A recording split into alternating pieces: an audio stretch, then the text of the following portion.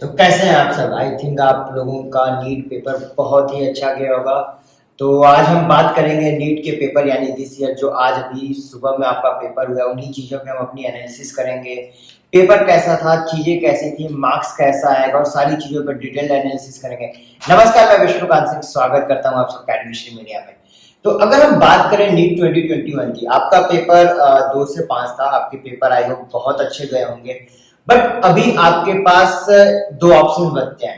To be very frank and to be very honest, सुबह से मुझे जब से 5 बजे ओवर हुआ है, काफी सारे बच्चों ने मुझे मैसेजेस किए हैं, टेलीग्राम पे मैसेजेस आ रहे हैं, कमेंट्स आ रहे हैं कि सर मेरे इतने मार्क्स आएंगे, मेरे इतने मार्क्स आएंगे। आई नो कि आपके कुछ लोगों के कॉलेज पेपर इजी था, वहीं पे कुछ लोगों का कहना है कि पेपर मॉडरेट था, वहीं पे कुछ लोगों का ये भी सीन है कि पेपर बहुत ज्यादा हार्ड था। आई अंडरस्टैंड, ऐसा हर साल होता है, दिस इज नथिंग न्यू, ठीक है।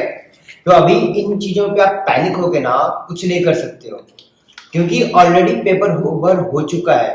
आपके पास दो ऑप्शन है, या तो आप अभी भी चीजों को ब्लेम करो, एक दूसरे को ब्लेम करो, किस्मत को ब्लेम करो, एक्सेप्ट्रा एक्सेप्ट्रा एक्सेप्ट्रा, जो हर बच्चा करता है। टू बी वेरी फ्रैंक, मैंने अपने 5 साल 6 साल के एक्सपीरियंस में प्लस मेरी टीम के 15 साल के एक्सपीरियंस में मैंने यही देखा है कि हर बच्चा ये चीजें ब्लेम करता रहता है।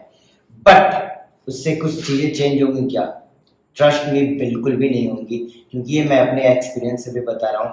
आपके पास दूसरा ऑप्शन, जो मैंने बोला ना दो ऑप्शन बचते हैं, दूसरे ऑप्शन की मैं बात करूं तो ये बचता है कि प्लानिंग, लाइक अभी क्या कर सकते हैं।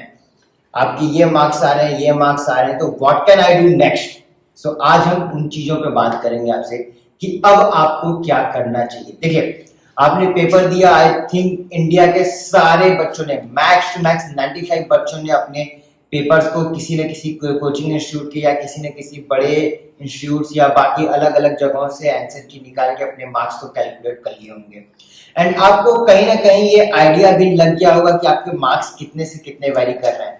But to be very honest, जैसा कि आपने हर साल देखा है कि जब नीट का एक्चुअल आंसर की आता है और जब नीट का एक्चुअल आंसर आता है और आपके ये जो आपने अभी प्रिडिक्ट किया है, जो अभी आंसर्स आए हैं आपके, जमीन आसमान का अंतर होता है। जी हाँ, जमीन आसमान का अंतर मैंने खुद एक्सपीरियंस किया है लोगों के मार्क्स में, कि अभी उनके 350 आ रहे होते हैं बट एक्चुअल उनका 400 होता है, या 350 आ रहे हो तो नीट के आंसर की, या जब नीट के आंसर मतलब जब नीट का रिजल्ट आता है तो वहां पे आपका 250 या 200 तक ही हो जाता है। अगर मैं बात करूं कट ऑफ की यहाँ पे, ठीक है, तो लास्ट ईयर जैसा आपने हर साल देखा है कि आपका जो मतलब पासिंग कट ऑफ है, या कि आई मीन जो गवर्नमेंट के द्वारा निर्धारित है जो मिनिमम कट ऑफ, वो हर साल 5-6 मार्क्स से आपका इंक्रीज ही कर रहा है। तो इस साल अगेन वो इंक्रीज करेगा ही करेगा, क्योंकि हर साल हमने यही देखा है कि वो डिक्रीज नहीं हुआ, इंक्रीज ही हुआ है। तो अगर मैं उस चीज को भी मान के चलूं तो आपका मान के चलो कि 150 टू 160 के बीच में आपका पासिंग मार्क रहेगा। यानी कि अगर आपके मार्क्स 150 टू 160 हैं, 150 टू 160 हैं, या आप इससे भी ज्यादा स्कोर करते हैं, तो you are eligible for admission in India as well as in abroad. Yes, you are eligible for in admission in India and abroad. बहुत सारे एजेंट्स और बहुत सारे काउंसलर्स बन के जो आपको कॉल करते होंगे, इवन वो आपको बोलते होंगे कि आपके, चलो आपका नीट क्वालिफाइड नहीं है, कोई दिक्कत नहीं है, कोई इश्यूज नहीं है, मैं आपका XYZ यूनिवर्सिटी में एडमिशन करा देता हूं और कोई दिक्कत नहीं होगी। Believe me, that is totally illegal thing. Yes, you heard me right, that is totally illegal thing. क्योंकि अगर आप नॉन क्वालिफाइड हो और आपको एक दो कंट्रीज को छोड़ के अगर आप फिर से वहां पे अपनी MBBS के लिए एडमिशन लेते हो और आप 5 साल की डिग्री भी कर लेते हो, और उसके बाद जब आप रिटर्न इंडिया आते हो या इंडिया में XYZ किसी भी मेडिकल यूनिवर्सिटी से, कॉलेज से अगर आप एडमिशन ले देते हो बाय एनी वेज, और 5 साल बाद जैसे ही आप एक एग्जाम देते हो और अपनी डिग्री लेने जाओगे, तो फिर से वो आपके इस साल की नीट क्वालिफिकेशन को चेक करते हैं, और अगर आप अनक्वालिफाइड रहते हो तो आपको डिग्री नहीं दी जाएगी। जी हाँ, ये करवा सकते हैं but you have to accept it, क्योंकि अगर आपने अनक्वालिफाइड होने के बाद भी एक दो कंट्रीज हैं जिनका मैं इस वीडियो के अंत में आपको बताऊंगा कि वो कौन सी कंट्रीज हैं जहां पे एडमिशन पॉसिबल है। रीजन भी मैं बताऊंगा कि वहां पे आप अगर एडमिशन लेते हो तो आपको कोई दिक्कत क्यों नहीं होगा, उन चीजों का भी मैं एनालिसिस आपको बताऊंगा। बट अगर आप एडमिशन ले लेते हो इस तरीके से और आपकी जब डिग्री चेक की जाएगी तो आपको डिग्री नहीं मिलेगी, आपको बैन कर दिया जाएगा। जी हाँ, आपको बैन कर दिया जाएगा।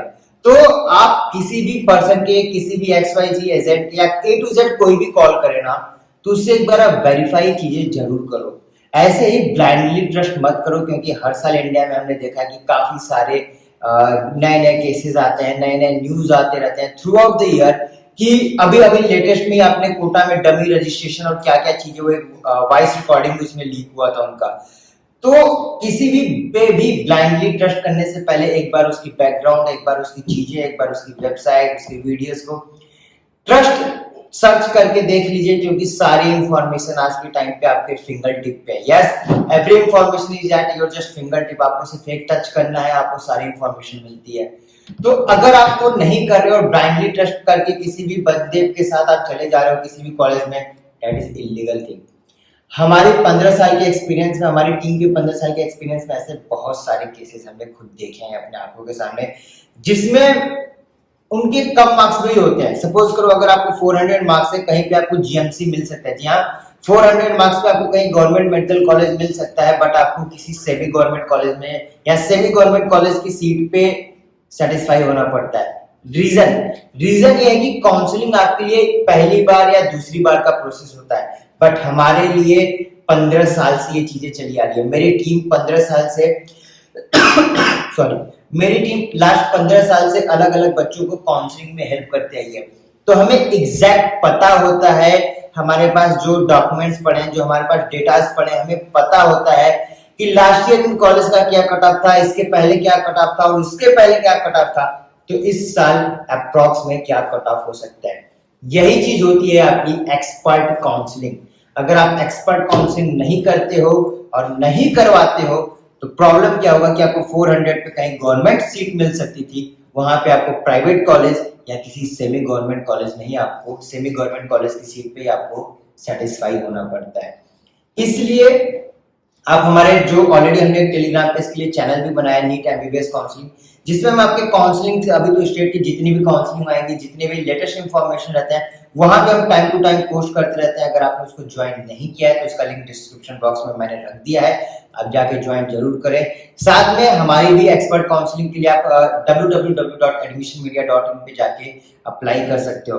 अगर मैं बात करूं काउंसलिंग की, तो देखो आपका रिजल्ट तो एज एक्सपेक्टेड आने वाला है, बट इससे आपको डरना नहीं है, इससे आपको रुकना नहीं है, क्योंकि मार्क्स कैन नेवर जज यू हाउ एजुकेटेड या how well qualified doctor you can be. It's just a number. But या आई एग्री कि ये नंबर इंपॉर्टेंट है, क्योंकि इसी के बेसिस पे आपको अपनी करियर की या अपनी लाइफ की जो पहली मंजिल होती है, जो पहला स्टेप होता है, वो लेना पड़ता है। बट किसी रीजन वर्ड से, किसी भी एक्सक्यूजेस की वजह से अगर ऐसा नहीं भी हो पाता है, तो आपको डरना नहीं है, आपको रुकना नहीं है, क्योंकि ये पहला अटेम्प्ट नहीं है आपका। अगले साल आपको फिर से अटेम्प्ट का ऑप्शन मिलेगा और वो आपका हक है। आप अपनी सारी गलतियों को एनालिसिस करो, क्योंकि एक सबसे बड़ा चीज जो हम लोग नहीं करते हैं, वो अपनी गलतियों को, अपने मिस्टेक्स को खुद से एनालिसिस नहीं करते हैं। उस चीज पे आप काम करो कि अगर आपका इस साल XYZ नंबर आ रहा है और XYZ आ सकता था, अगर ये मार्क्स ना आके आपको ये मार्क्स आ रहा है ना, तो इसमें ये गैप क्यों आया? कोई तो रीजन होगा ना, कोई तो एक फैक्टर होगा ना जिस पर आपने ध्यान नहीं दिया होगा। कल ऑलरेडी बहुत सारे कोचिंग नहीं खुले थे, जो हर बच्चा एक ब्लेम करेगा कि कोचिंग नहीं खुली थी, कोविड था, बाकी चीजें। बट आप एक ये भी चीज तो देखो, कोविड था, सारी चीजें थी, but still there will be many students who will be having very very very good marks. तो उन्होंने ये प्रिपरेशन कैसे कर लिया? क्योंकि उन्होंने कंसिस्टेंसी रखी, उन्होंने कंटिन्यूअस रखा, उन्होंने हार्ड वर्क किया। तो किसी को ब्लेम ना करें, अपने इस चीज पे ध्यान दें और इस जो एक फैक्टर आया, आपने जो गलती की, उस गलती से सीखो और उसको इम्प्रूव करो। साथ में इस चैनल को आप सब्सक्राइब करके रखो, क्योंकि अभी हम एक और वीडियो बनाएंगे जिसमें हम आपको बताएंगे कि आपका क्या मार्क्स होगा, तो आपको इंडिया में उसके अकॉर्डिंग क्या बजट पड़ सकता है। अगर आप एक्सपर्ट काउंसलिंग नहीं कराते हो, तो बिलीव मी, हर साल हमने देखा है कि जो बजट हम बताते हैं एक्सपर्ट काउंसलिंग के थ्रू या जिस सीटों पे हम आपकी बात करते हैं, उससे आपको 20-25 लाख रुपए महंगी कॉलेजेस पड़ जाते हैं। जी हाँ, 20 से 25 लाख रुपए की डिफरेंस आती है एक नॉर्मल काउंसलिंग में और एक एक्सपर्ट काउंसलिंग में। तो काउंसलिंग करने से पहले, अपने चॉइसेस फिल करने से पहले एक एक्सपर्ट काउंसलिंग की, मैं नहीं बोल रहा हूं कि आप मेरा ही सलाह लो, बिल्कुल भी नहीं मैं ये बोल रहा हूं। आप किसी भी काउंसलर की सलाह ले सकते हो, किसी भी एक एक्सपर्ट काउंसलर की सलाह लीजिए, क्योंकि अगर वो एक्सपर्ट काउंसलर है तो आपको आपके मार्क्स के regarding best to the best college में आपकी सीट दिला के दिखाएगा। मैं यहाँ पे कैपिटेशन डोनेशन के थ्रू नहीं बोल रहा हूँ, मैं थ्रू काउंसलिंग की बात कर रहा हूँ कि आपके काउंसलिंग के थ्रू आपको आपके मार्क्स के according best to the best college suggest करके दिखाएगा और आपको वहां पे सीट दिला के दिखाएगा। तो इन चीजों के लिए आप हमसे भी कांटेक्ट कर सकते हो। फिलहाल के लिए इस वीडियो में इतना ही, बने रहिए आप हमारे साथ, चैनल को सब्सक्राइब करके रखिए क्योंकि आपके लिए मैं बहुत ही इंटरेस्टिंग वीडियोस लेके आने वाला हूँ। साथ में मैंने ऑलरेडी महाराष्ट्र और कुछ अदर स्टेट्स के लिए भी वीडियोस बना रखी हैं, उनका लास्ट ईयर का क्या कट ऑफ था, साथ में उनके इस ईयर के क्या एक्सपेक्टेड कट ऑफ होने वाले हैं, उन चीजों की भी मैंने वीडियोस बना कर रखे हैं। तो इस वीडियोस को भी आप देखें, जरूर देखें और चैनल को सब्सक्राइब करना ना भूलें। Thank you for watching this video.